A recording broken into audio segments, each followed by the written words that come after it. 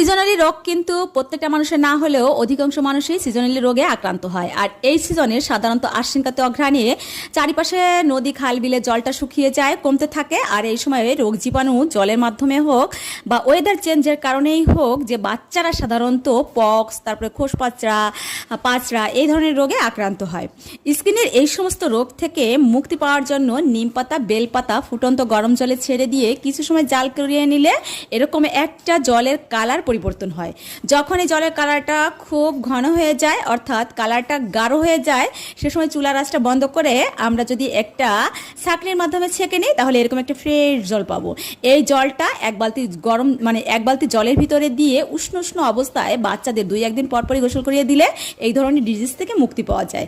আর যদি কারো এই ধরনের ডিজিজ হয়েই যায়, পাঁচরা, পক্স, তাহলে 4-5 দিন পরে বাচ্চাদের একদিন পরপরই এই ধরনের জল দিয়ে স্নান করিয়ে দিতে পারো, তাহলে বাচ্চারা সুস্থ হবে।